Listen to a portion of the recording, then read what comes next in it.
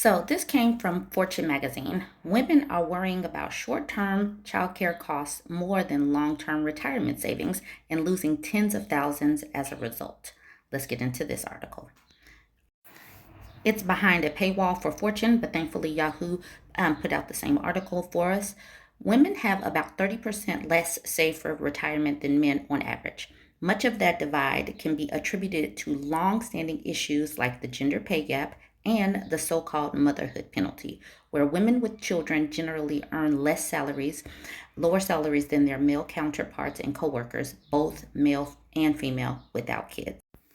But the retirement discrepancy also stems from more subtle attitudes around long term planning. In fact, nearly one in five mothers who have considered stepping out of the workforce to stay home with their children say they didn't even consider the potential hit to their retirement savings when weighing the decision.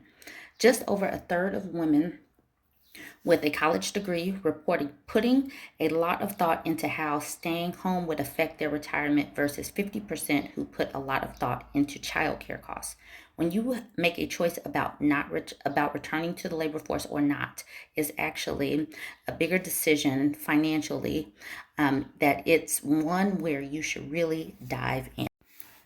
So often, mothers say they run the numbers and ask themselves, what's the point of working when all of their after tax income is going to childcare? But I think what that misses is that a retained attachment to the labor force means income later. Childcare costs do go down over time, yet that extra time in the workforce for many people means you're accruing more retirement savings. When mothers weigh the choice to leave the workforce, childcare costs are the immediate concern. That makes sense, but it doesn't mean parents considering a break from the workforce shouldn't also consider long term factors as well. When it comes to long term financial security, like having a robust retirement savings balance, taking small steps over time adds up. Take for example the mother who contributes 60,000 and contributes just 3% of her income to retirement. If she takes off 2 years, that can mean $38,000 less in retirement savings by the time she hits 65.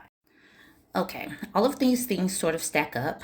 Retirement is so far off that it doesn't come up for a lot of parents weighing their financial options after having a baby, but adds that she will hear people say, I wish I would have known that before, or I wish I would have considered that. So, just one more thing that women, if you're child free, have to consider, and women who have had babies, whether or not to leave the workforce or not.